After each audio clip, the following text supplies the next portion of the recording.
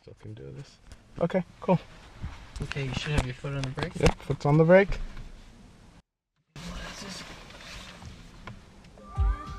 There we go. Okay, and then you'll push this into drive. How did you get that into drive again? Oh, you just pull forward into drive? Okay. Get my seatbelt here. And so this is pretty much like the regular iDrive system. Yep, you'll see, if you look up there, you'll see the mileage, 842. You'll see yep, D 842. underneath it. Yep. And you've got your power. Yep. In miles and stuff. Okay. Good. Okay. Good to go. I mean, I'll tell you, I'm not a foremost expert on this. Yeah. There's only about 3 in the country right now. Unfortunately, they're not here. But I can certainly help you with as many questions I have. Okay. So tell us, how much does it weigh? 2,700 pounds. 2,700 pounds. And what's the acceleration? It's 0 to 60 within 7 seconds. In 7 seconds, actually. Yes. And do you know the torque figure is on it? Or? It is 184 pound-feet. Uh-huh. That's the torque. And the horsepower, so to speak? Horsepower is 170. 170, okay. That's not bad. Wow, this is actually... It's fast. It is actually pretty fast. It's smooth. Well, you got to realize something. You have no gears. Yeah, it's all one gear. Power, it's one single power curve. Yeah, I did drive the Tesla Model S. I gotta look up sure. And that's actually pretty impressive. I mean, it just it moves. So, but I see. I feel the regenerative braking going there. And actually, I probably didn't even have to step on the brake. Because when you back off, it just brings you. Okay, I should try that and see how it is. But I like the interior here of the cabin. It's very roomy. Stylish, too. Yeah, it really is. The visibility is pretty good.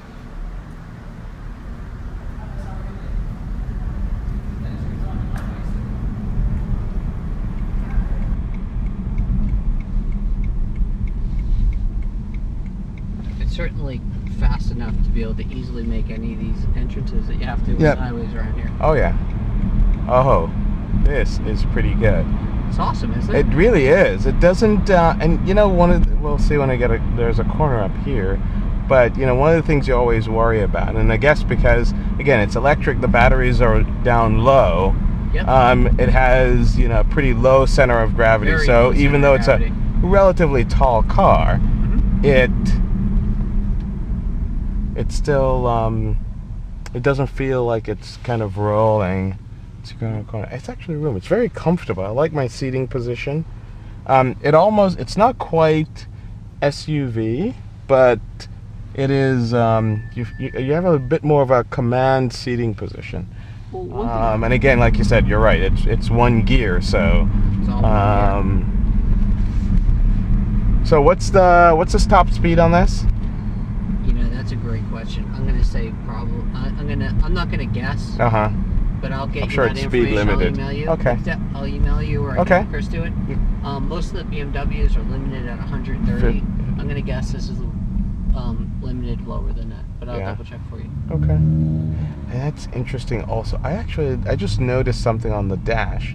So also on the dash, it's giving you, it's sort of the instantaneous, so you have the charge versus, you know, when you're consuming power on the acceleration, when the regenerative braking is going on, you're also getting a recharge. That's correct, yep. Yeah. But this button, or this symbol, usually indicates that it has what's called braking assistance plus. Okay. Which means that it'll actually, if you don't start to slow down, it's going to warn you. It's going to warn you and actually start pretensing. Some of the new ones are actually going to stop the car fully.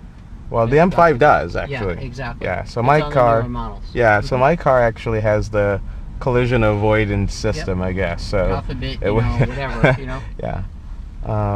Now this, I guess no. So none of the eyes have the heads-up display. Does the i8 have the heads-up? Because this is actually pretty nicely laid out. I couldn't even answer that question for you, but I can double check with the iTeam for you and stuff. This new iDrive, it's also the one where you can write. Okay. So you can write on the knob itself. So go multimedia, and this has a 3D map and stuff too as well. connected drive. There's office. Turn right. Do you have an idea when the 8s potentially we'll see the 8s? Probably September, October. Okay. All right. So the range I'm looking at now, it says 52 miles that's left, and we're halfway through the first part. So is the range on this without the gasoline extender is... I would say comfortable would be about 85 to 100 miles comfortably. Okay. But you know, I think... That's actually pretty good for just running around town. But you know, you gotta look at it this way, is I think what's cool about the electric cars is it's the same thing. Like, well, right now we're in the process of buying a home, but right now I'm staying in a hotel. Yeah. I go to bed at night, I plug in my iPad. Yeah. I plug in my, this is my true. computer. Yes. I plug in my iPhone. Yeah. I wake up in the morning, 90% of the days, I don't usually have to recharge them. Yeah. So that's what's going to be true for most people. Maybe my phone a little bit once in a while during the day. You know what I mean? But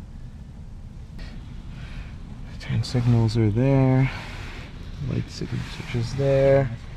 It's all pretty good. So what are these are the modes? Oh, so you can put it in comfort mode or Eco Pro, Or park Eco sensors, or Eco Pro Plus. Oh look, you have cup holders, that cooling as well. Accessory port USB. Oh, and that's for your wrist. Although it's kind of a weird position to have your wrist, a wrist pad there, because this is so high. Pittsburgh itself, a lot of businesses are starting to put in these chargers. The problem is, and you have more and more people that have electrics, and then there's the demand for it, which is probably still going to take a while, but nonetheless, well, I think it's really very good. One thing that is going to help a little bit is I think the cities and the infrastructure is actually now starting to get on par with the demand, but the manufacturers are still not going to necessarily produce a ton of their portfolio in electric. You know? This is true. So we should have we still have a buffer. Catch-up cycle, you know. Oh boy, I was gonna. Oh, check it out. There you go. Want a little snow to come in? How's that? Clothes is probably good for today. Look, it's funny. Everybody around is looking and they're like waving. They're like, it looks alien. That's good. It's like having an exotic car, because frankly, it is kind of exotic. Wow, this is really, and the ride is really remarkable. It is very comfortable. I gotta tell you, the seats are comfortable. It is. Yeah, I mean, it's, you know, BMW has been known, I mean, their seats in general have been good. The seat design on this is a bit different than some of the other cars, and certainly not, this is unlike their regular cars. This is, as I said, this feels like a small SUV. Yeah. And you're really sitting comfortably, like you're sitting in a chair, which actually feels really good. In general, I think you're going to see seats get more narrow. Yeah. I think you started seeing that on some of the newer Boeing and Airbus aircraft. And stuff. Oh yeah. And you're not losing any, sacrificing any comfort or anything like that. You know? No, this feels really good.